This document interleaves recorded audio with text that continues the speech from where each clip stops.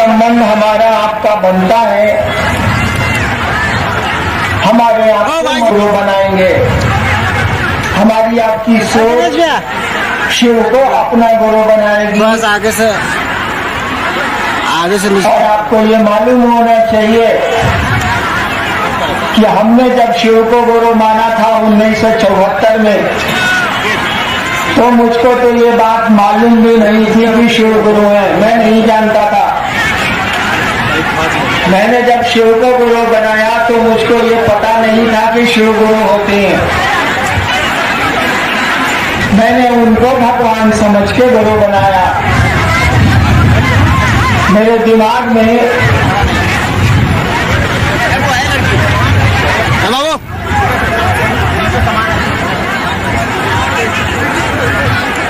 अरे बैठने दो, बैठने दो, बैठने दो ना, बैठने दो, बैठिए, आप लोग बैठिए।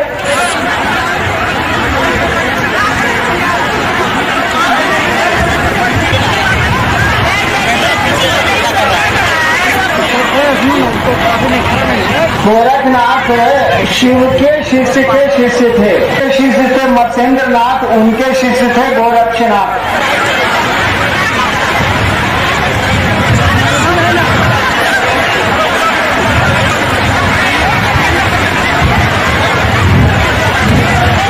इतना पब्लिक में गाँव आती हो सके अपनी जगह क्यों नहीं बैठते हैं भाई साहब? हमको समझ में बात नहीं आती है। आगे क्यों बढ़ना चाह रहे हैं उनको समझ में नहीं आ रहा है। वहां क्यों नहीं बैठते हैं जहाँ खड़े हैं आप?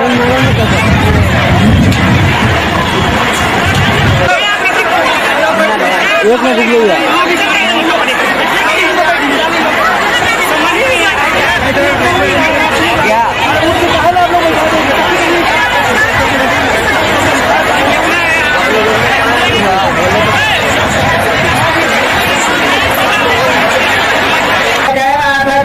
जिस महादेव की पूजा हम आप अपने घरों में सदियों से कर रहे हैं, कई हजार वर्षों से कर रहे हैं, वो गुरु भी है और उनको बड़ी आसानी से अपना गुरु बनाया जा सकता है। और उनको अपना गुरु बनाएगा हमारा आपका मन। मैं कह रहा था कि जब मैंने शिव को गुरु माना था 1974 में, तो ये पता नहीं था कि शिव गुरु होते हैं। मैंने भगवान समझ के गुरु बनाया था। मेरे दिमाग में एक बात आई थी कि गुरु भगवान होते हैं तो भगवान गुरु काहे नहीं है। मैंने सोचा था कि गुरु भगवान होते हैं तो भगवान गुरु काहे नहीं है। भगवान मैंने शिव के बारे में सुना था कि शिव को भगवान कहा जाता है। मैंने शिव को गुरु भगवान समझ के मान लिया। मैं नहीं जानता था कि वो गुरु है। और भगवान समझ के जब मैंने शिव को गुरु माना तो 8 वर्षों तक मैं चुप रहा। किसी को मैंने नहीं कहा कि मैंने शिव को गुरु बनाया है। अपनी पत्नी को छोड़ के मैंने किसी दूसरे को नहीं बताया कि मैंने शिव को गुरु बनाया है, इसीलिए कि मुझको खुद ही भरोसा नहीं। क्या करता, बहुत सारे गुरु मेरे थे जिनको छोड़ के मैंने शिव को अपना गुरु बनाया था।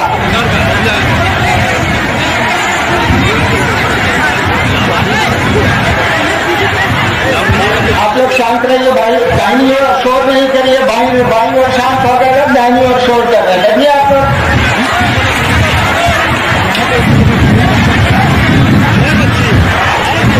तो मैंने जिस काम के लिए शिव को गुरु बनाया था, मुझको लगा कि हो गया। मैंने चमत्कार करने के लिए गुरु बनाया था। शिव को मैंने गुरु बनाया था बहुत रद्दी काम के लिए, बहुत छोटे से काम के लिए, और वो चमत्कार सीखने के लिए मैंने शिव को गुरु बनाया था। वो जादू टोना जो होता है ना, वो सीखने के लिए मैंने शिव को गुरु बनाया था। 8 वर्षों में शिव को गुरु बनाने के 8 वर्षों के बाद मुझको लगा कि ये गुरु है, गुरु का काम करते हैं। इसी बीच में मैं सरकार में डिप्टी कलेक्टर हो गया, इसी बिहार सरकार में डिप्टी कलेक्टर हो गया और मेरी बदली मधेपुरा में हो गई। जहाँ मैं बच्चा था तो स्कूल जाता था और वहीं श्मशान भी जाता था। वहाँ जिला स्कूल सहरसा में मैं पढ़ता था, तो स्कूल में पढ़ता था और रात में श्मशान जाता था। वहीं बगल के जिले में जब मैं मजिस्ट्रेट होके गया 1982 में 1982 में, तो वहाँ के लोगों से जब मैंने कहा कि भैया अभी भी आप लोग मसान साध रहे हैं क्या, तो लोगों ने मुझसे कहा हाँ अभी भी हम लोग मसान साध रहे हैं, श्मशान जाते हैं। मैंने कहा कि आप शिव को गुरु बनाइए, तो उन लोगों ने मुझसे कहा कि हमको पहले से मालूम है कि शिव गुरु है। मुझको आश्चर्य हुआ कि हम ही को नहीं मालूम है कि शिव गुरु है, इसको कैसे मालूम है कि शिव गुरु है। उन लोगों ने मुझको बताया कि किताब में लिखा हुआ है, ग्रंथों में लिखा हुआ है, शास्त्रों में लिखा हुआ है। तब मैंने जाना कि शिव गुरु हैं, ये लोग जानते हैं, मैं ही नहीं जानता था। शिव को गुरु मानने के 8 साल के बाद मैंने जाना कि दुनिया जानती है कि शिव गुरु है, और मैंने शिव को गुरु बनाया। मैं ही नहीं जानता था कि शिव गुरु है, मैंने तो भगवान समझ के उनको अपना गुरु बनाया था। और तब मैंने कहना शुरू किया कि उस शिव को अपना गुरु बनाओ। आज तो ये भीड़ बता रही है, हर जगह भीड़ बताती है कि शिव गुरु हैं और लोगों का शिव गुरु से जुड़ाव है। यही नहीं, यूपी में, राजस्थान में, कई जगहों में शिव गुरु महोत्सव में मैं जाता हूँ, लोग कार्यक्रम करते हैं, लोगों की भीड़ बता देती है कि शिव गुरु हैं। बताइए, मैं 32 साल सरकार की नौकरी में रहा, कहीं कहाँ जाता था, कितनी छुट्टियां मिलती थी प्रशासन में, एक डिप्टी कलेक्टर को, एक एडीएम को कितनी छुट्टी मिलती।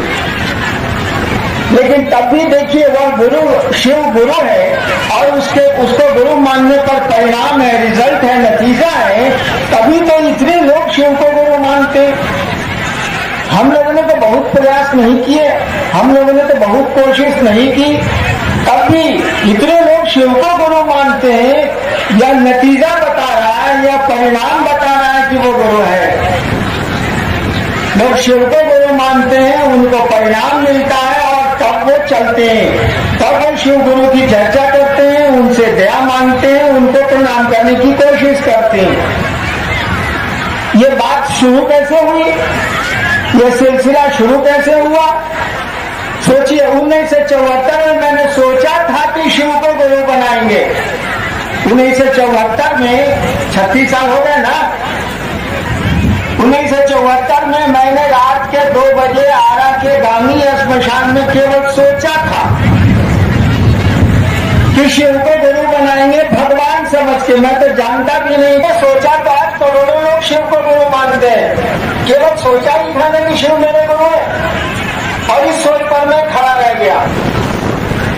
आप सोच भी नहीं सकते कि शिव गुरु है मेरे, क्या उसी को गुरु बनाना है। और ये बात बड़ी पुरानी है, हम लोग कोई नई बात नहीं कह रहे हैं, हम लोग ऐसा कुछ नहीं कह रहे हैं कि कुछ में नया नया हो कुछ इसमें।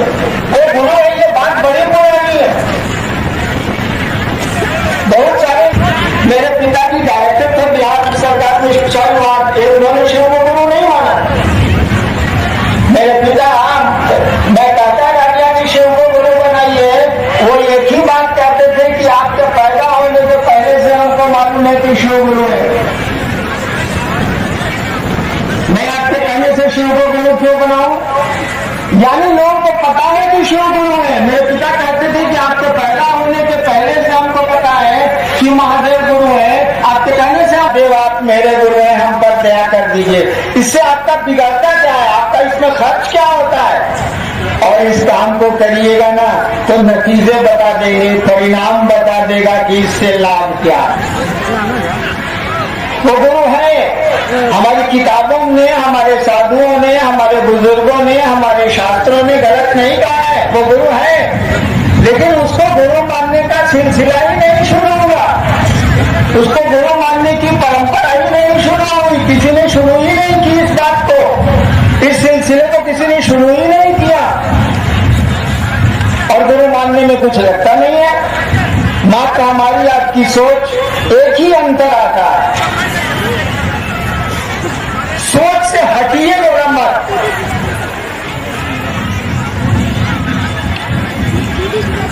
इस विचार से कि हे महादेव आप मेरे गुरु हैं, मुझ पर दया कर दीजिए, इस विचार को छोड़ दीजिएगा तो रिश्ता टूट जाएगा। बिल्कुल सामान्य बात है। किसी से दोस्ती करने का विचार छोड़ दीजिए तो दोस्ती खत्म हो जाएगी। किसी को बाप मानने का विचार छोड़ दीजिए तो बाप बेटा का रिश्ता टूट जाएगा। किसी को पत्नी मानने का विचार छोड़ दीजिए तो संबंध खत्म हो जाएंगे। ठीक उसी तरह से शिव को अपना गुरु मानने का विचार छोड़िए मत, खड़े रहिए। ट्रेन वाली दोस्ती या बस वाली दोस्ती मत करिए। ट्रेन में होता है ना, साथ चलते हैं, सामने वाले से खूब रात में दोस्ती हो जाती है। बस में साथ चलते हैं, बगल में बैठे हुए को सह यात्री से खूब दोस्ती हो जाती है। बस से उतर के साथे चाय पीते हैं, पैसा भी उसके चाय का हम आप दे देते हैं। लेकिन यात्रा खत्म, बस से उतरे दोनों और संबंध भी खत्म। इस तरह से नहीं, ऐसी दोस्ती मत करिए, ऐसा शिष्य भाव मत पालिए। उनका कोई भरोसा नहीं था मुझको, लेकिन मैं कहा जाता, बहुत सारे गुरुओं को जो मुझसे मिले थे या मैं जिनसे मिला था उनको छोड़ के मैं आया था। लाचारी शिव को गुरु माने बैठा रहा। ये जानता था कि शरीर में नहीं है तो मंत्र कौन बताएगा। जिस तरह से आप समझते हैं कि मंत्र कहाँ से देंगे महादेव, शरीर में तो है नहीं। वो बोलेंगे कैसे, शरीर में तो है नहीं। वो कुछ बताएंगे कैसे, शरीर में तो है नहीं। ठीक उसी तरह से मैं भी सोचता था शिव के रूप में। 2 वर्षों तक प्रेत मुझ से मिलते रहे महादेव के रूप में। मुझको लगता था कि जब प्रेत महादेव का रूप लेते हैं तो पता नहीं महादेव है कि नहीं है, भारी फेरा। मेरे साथ तो और प्रॉब्लम था, और दिक्कत थी। लेकिन सच बताएं, मैं बैठ के रोता था। यही मुजफ्फरपुर है, यही जिला है, और यहीं से शिव शिष्यता की मूल शुरुआत यहीं से हुई है। आपके तुर्की एक जगह है बगल में। मैं शिव को गुरु मान के तुर्की में बैठ के रोता था कि कहां साला फंस गए हम शिव को गुरु बना के। और एक शाम की बात है कि मैं तुर्की में अपने डेरे से निकला। मेरे फादर तुर्की ट्रेनिंग कॉलेज के प्रिंसिपल थे उस समय, 74-75। मैं डेरे से निकला पान खाने के लिए, पान की दुकान पर गया, पान खा के दुकान से लौटा और अपने डेरे में हाथे में कुर्सी निकाल के मैं बैठ गया। शाम का समय था और उदास रहता था कि हम फंस गए, पढ़ाई लिखाई चौपटे हो गई, रात भर मसान में रहते हैं। आई शिव को गुरु मान बना लिया, कुछ इसमें महादेव शरीर में है नहीं। यहाँ तो प्रेत भी महादेव का रूप ले लेते हैं, भारी फेरा है। और मैं कुर्सी पर बैठा हुआ था। शिव को गुरु माने 1 साल हुआ था।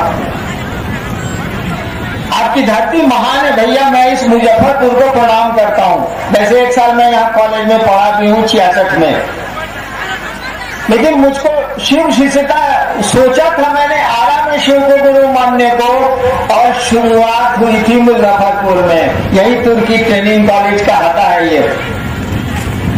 तो मैं शाम को पान खा के कुर्सी पर बैठा हुआ था और अपने डेरे में नहीं आता था, खाना खाने जाता था। एक दूसरा कमरा लिए हुए था मैं जिसमें रहता था, जबकि पिताजी का बड़ा बंगला था, मैं उसमें नहीं रहता था। इसीलिए कि मुझको गुस्सा बहुत था कि फंस गया।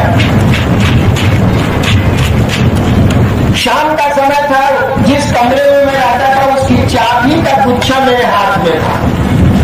कुर्सी पर बैठा था, कहीं कुछ नहीं था, शांत था। सामने हाजीपुर मुजफ्फरपुर की सड़क है। उस समय पुल नहीं बना था, इसीलिए बहुत कम गाड़ियां उस रोड पर चलती थी। अचानक क्या हुआ कि मेरी सांस पर नमः आया और सांस निकली तो शिवाय उतर गया। सुनिएगा ध्यान से, इसीलिए सुना रहा हूं कि ये मुजफ्फरपुर है और यही मुझको मंत्र की दीक्षा मिलेगी। नमः हवा के झोंके से लोग सुनता है, पागल की यह लक्षण हो। तो मैं बैठा हुआ था कुछ कुर्सी पर चाबी का गुच्छा मेरे हाथ में था। चुपचाप बैठा था, कहीं कोई एक आदमी नहीं था। मेरी माँ थी, वो आंगन में थी भीतर, मैं बाहर हाथे में कुर्सी पर बैठा हुआ था। सूरज डूबा नहीं था। अचानक हवा का एक झोंका आया और मेरी सांस पे नमक चढ़ाया और शिवाय लेके उतर गया। मुझको लगा कि, और मेरे मुंह से अचानक निकला, रे एकरे तक खोजत रहनी। देखिए, सांस पर नमक चढ़ा, शिवाय उतरा, चाबी का गुच्छा मेरे हाथ में था, कुर्सी पर मैं बैठा था। जैसे सांस पर मंत्र चढ़ा, मेरे मुंह से निकला, रे एकरे तक खोजत रहनी है। अचानक निकला, बिना सोचे समझे निकला। जैसे सांप देखते हैं आप, सोच के बोलते हैं बाप रे बाप, अपने नहीं कहना था। ठीक उसी तरह से मेरे मुंह से निकला, रे एकरे तक खोजत रहनी। इतने जोर से मैंने कहा कि रे एकरे तक खोजत रहनी कि उतना बड़ा बंगला है वहां। माँ मेरी आंगन में थी, उन्होंने पूछा, अरे कहाँ भूल आई रहेगा। सोचिए, जो आदमी देख नहीं रहा है वो सही सवाल कर रहा है। हमने जैसे कहा कि रे एकरे तो खोजत रनिया, माँ ने आनंद से कहा, का भूलाई रहा।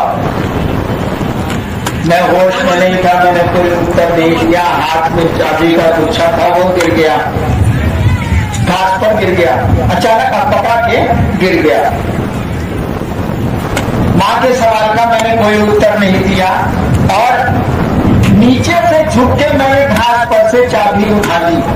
चाबी का गुच्छा मैंने झुक के घास पर से हाथ में उठा लिया। दोबारा माँ ने भीतर से आवाज दी, अरे कहाँ भूल आई रहेगा। उनको लगा कुछ भूल गया है। अरे कहाँ भूल आई रहेगा सुनना। तब मैंने जवाब दिया, चाबी के गुच्छा गिरल मिल गई। चाबी हाथ से गिर गई थी। मैंने जवाब दिया, वो चाबी के गुच्छा गिरल मिल गए। देखिए, उसके कई वर्षों के बाद मैंने सोचा कि सही उत्तर दिया था मैंने कि चाबी का गुच्छा गिर गया था, मिल गया। सही उत्तर दिया था। उस समय तो नहीं, उस समय तो ऐसे ही उत्तर दिया था। 10 साल के बाद मैंने सोचा था कि सही उत्तर मैंने माँ को दिया था, तो दुनिया में नहीं है वो कि चाबी के गुच्छा गिरल मिल गए। यही नमः शिवाय मुझको मिला। 74 में गुरु माना, कोई भरोसा महादेव पर नहीं था, कोई विश्वास नहीं था। नमः शिवाय मुझको 75 में यही मुजफ्फरपुर की सुगंधित जमीन है, भूमि है, जहाँ मुझको मंत्र मिले और मैंने नमः शिवाय का जप शुरू किया। इसी बीच में मैं बिहार सरकार में डिप्टी कलेक्टर हो गया। IPS में बैठा, IPS में आया, फिर डिप्टी कलेक्टर में बैठा, डिप्टी कलेक्टर हो गया।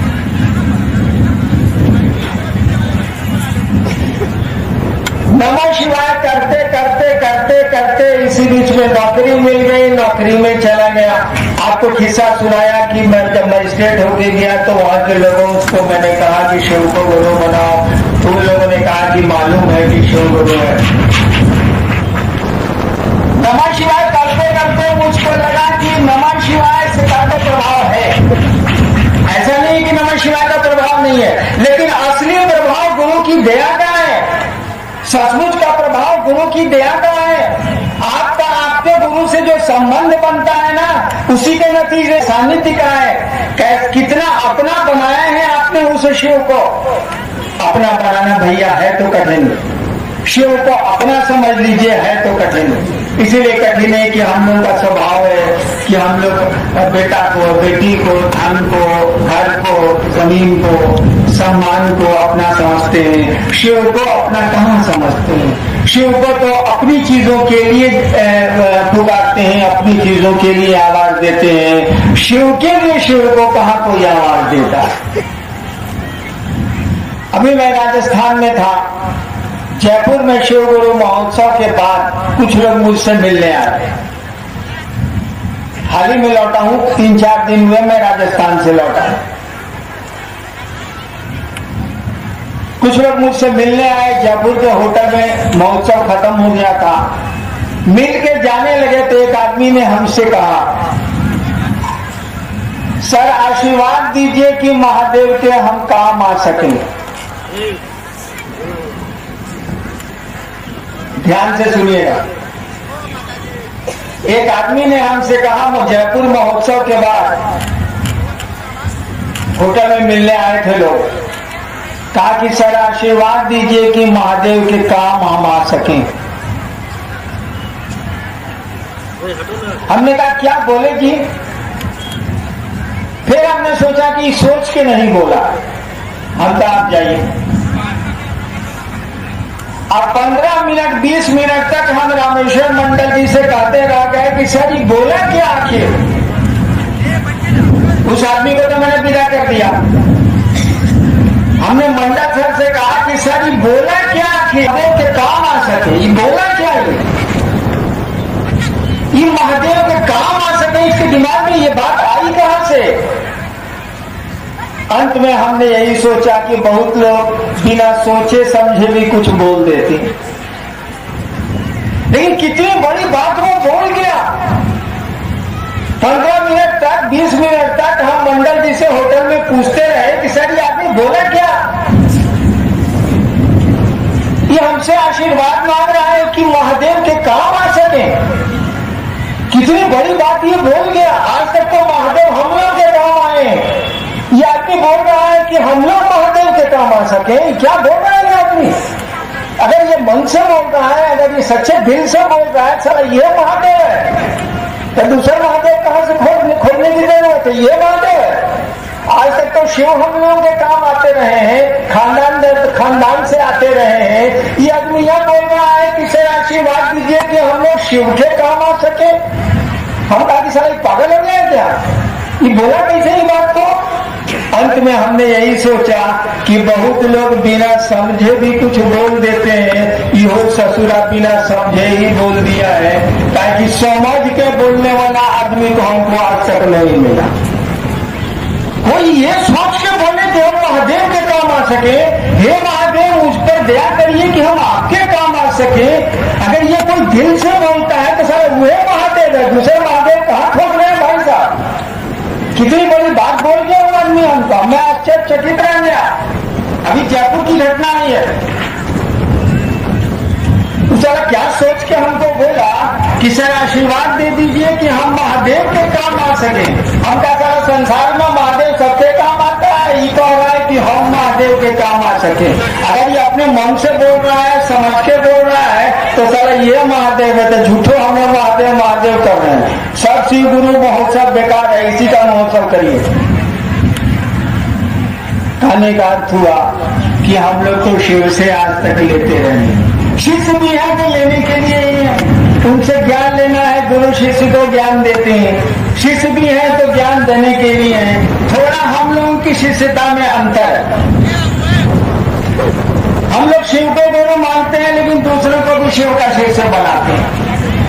हम लोग शिव को गुरु मानते हैं, लेकिन दूसरों को भी शिव का शिष्य बनाते हैं। थोड़ा बहुत महादेव के काम आ जाते हैं। उस जगत गुरु को, जिसका जगत में कोई शिष्य नहीं है, उसका शिष्य बनाते हैं। नाम का वो जगत गुरु साधुओं की बोली में गुरु रह गया है, उसको सचमुच में गुरु बनाया जाए। और वो गुरु है सचमुच में। ऐसा नहीं है कि शिव नाम के गुरु है, वो काम के भी गुरु है। वो सचमुच में गुरु है, इसीलिए नाम के गुरु है।